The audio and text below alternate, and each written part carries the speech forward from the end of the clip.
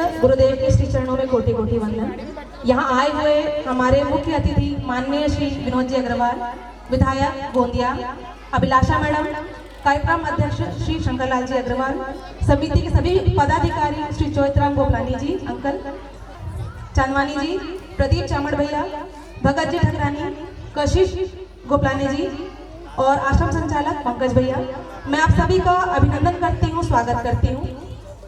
आप सभी की गरिमामय उपस्थिति इस कार्यक्रम की शोभा बढ़ाती है। पूज्य बापूजी कहते हैं कि बालक ही देश के असली धन है, वे भारत के भविष्य, विश्व के गौरव और अपने माता पिता की शान है।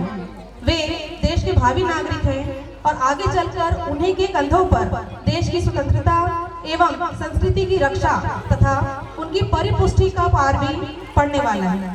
बाल्यकाल के संस्कार और चरित्र निर्माण ही मनुष्य के भावी जीवन की आधारशिला है। गुरुदेव के इन्हीं संकल्पों को पूरा करने के लिए, देश को जिम्मेदार नागरिक देने के लिए, माता पिता को आदर्श पुत्र देने के लिए और बचपन में ही मिलने वाले संस्कार ही एक साधारण बालक को सम्राट चंद्रगुप्त बनाते हैं। इन्हीं उद्देश्यों को पूरा करने के लिए गुरुकुलों की स्थापना की गई है।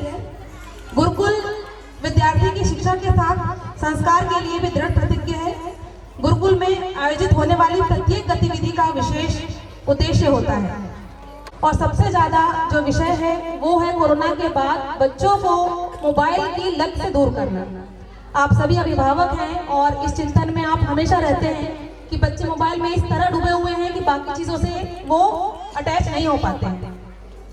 तो मुझे बहुत खुशी है इस चीज की कि हमारे बच्चे दूसरे बच्चों की तुलना में मोबाइल की जो लत है वो लगभग आधी है या नहीं के बराबर है और 50% हमने इसमें विजय प्राप्त कर ली है और उम्मीद करते हैं भविष्य में आप सबका ऐसे ही सहयोग रहा तो हम इसमें पूरी तरह विजय प्राप्त कर लेंगे और बच्चों को जो उनका बचपन है उसको वापस लौटा सकेंगे।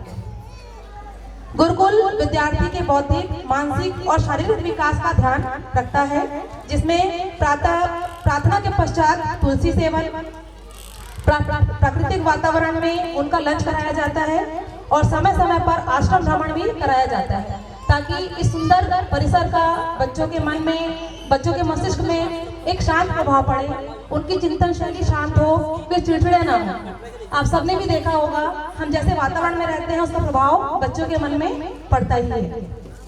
तो इस वातावरण का प्रभाव बच्चों के मन में अच्छा पड़े ये हमारी पूरी कोशिश रहती है और इसी के लिए हम समय समय पर जितना प्रयास हो सके उतना परिसर को सुंदर बनाने के में प्रयासरत रहते हैं। मैं एक महत्वपूर्ण बात भी आप सबके सामने रखना चाहूंगा कि ये जो सारी चर्चाएं हम आपसे करते हैं वर्ष में एक बार इस कार्यक्रम के माध्यम से या पीटीएम के माध्यम से, वो सिर्फ आपसे ही नहीं हम शिक्षकों से भी करते हैं और विद्यार्थियों से भी करते हैं, क्योंकि जब तक विद्यार्थी ये नहीं समझता कि वो उसके जीवन है तब तक वो जिम्मेदार नहीं होता। आप सामने फोन ना चलाने के लिए टोकोगे तो सिर्फ आपके सामने नहीं चलाएगा या पढ़ने के लिए टोकोगे तो सिर्फ आपके सामने पढ़ेगा, लेकिन अगर उस विद्यार्थी को ये एहसास हो गया कि नहीं मुझे पढ़ना है तो आप नहीं भी रहोगे तो भी पढ़ेगा। आप फोन के लिए समझा देंगे उसको समझ में आ जाएगी तो आप नहीं रहेंगे तब भी वो नहीं चलाएगा। तो उद्देश्य है बच्चों को स्व नियंत्रण की ओर ले जाना, स्वावलंबी बनाना। एक चीज और मैं आप लोगों से निवेदन करना चाहूंगी, बच्चे भले ही छोटे होते हैं लेकिन हमारी द्वारा दी गई संस्कार की बातें, हमारी चर्चाएं उनके मन में गहरी छाप छोड़ती है। इसलिए मैं आप सबसे भी निवेदन करूंगी कि बच्चों को डांटे नहीं, टोके नहीं, उनको समझाएं, प्यार से पुचकार कर काउंसलिंग करें, उसको महत्व बताएं आप क्या बोल रहे हैं। इससे बच्चे और उन्नत होंगे और हम भी मिलकर बच्चे को और अच्छा बनाने का प्रयास कर सकते हैं इससे। और सबसे महत्वपूर्ण बात, बच्चों की पॉजिटिव क्रिएटिविटी को जरूर बढ़ाएं। आप सबसे मेरा निवेदन है कि बच्चा अगर कुछ भी अच्छा करता है, एक वीडियो में अगर वो अच्छी कविता भी गाता है, अच्छा रिजल्ट लेकर आता है, किसी कंपटीशन में फर्स्ट आता है, उसको जरूर प्रोत्साहित करें, उसका मोरल बढ़ाएं ताकि बच्चा अच्छे काम करने के लिए उत्साहित हो, क्योंकि ये चीजें बहुत जरूरी है। आप उसके हाथ में अच्छे काम दोगे तो गलत काम नहीं करेगा। तो इसलिए मैं आप लोगों से विशेष निवेदन करूंगी कि बच्चों के लिए अच्छा माहौल दें और सबसे महत्वपूर्ण बात, उसकी तुलना किसी से भी ना करें, क्योंकि हर व्यक्ति अपने आप में इंडिविजुअल होता है। किसी की भी पूरे गुणों की तुलना किसी दूसरे बच्चे से नहीं की जा सकती। इसीलिए घर पे भी पड़ोसियों से, दूसरे बच्चों से आप उनकी तुलना ना करें। और अंत में मैं विशेष आभार देना चाहूंगी विनोद जी अग्रवाल का। भैया को हम जब भी बुलाते हैं वो सहर्ष अपना समय, कीमती समय हमें प्रदान करते हैं, मार्गदर्शन देते हैं और हमारा उत्साहवर्धन करते हैं और समय समय पर हमको प्रोत्साहित भी करते हैं। तो मैं विशेष आभार इनका करना चाहूँगी और साथ ही मैं विशेष आभार करना चाहूँगी अभिलाषा मैडम का, जिन्होंने अपना अमूल्य समय दिया और अपने परिवार का एक सदस्य हमारे देश के लिए न्यौछावर किया।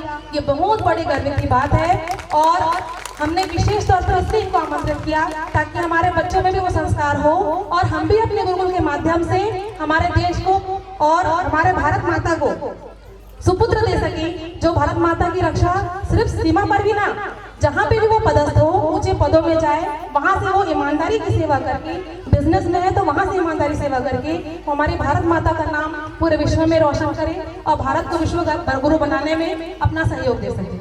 पुनः मैं आभार करती हूँ, धन्यवाद करती हूँ। और मैं एक विशेष बात आप लोगों से और कहना चाहूँगी कि लद्दाख ऐसी जगह है जहाँ पे -30 से -40 डिग्री सेल्सियस होता है, शून्य, यहाँ पे पीने का पानी भी उपलब्ध नहीं होता और जहाँ तक मैंने पढ़ा है कि हर 3 में से 1 जवान वहाँ से शहीद होता है। मतलब वहाँ पर लोग भारत माता के लिए शहीद होने ही जाते हैं। तो ये बहुत ज़्यादा कठिन परिस्थिति है जिसके लिए वो जानबूझ कर जाते हैं।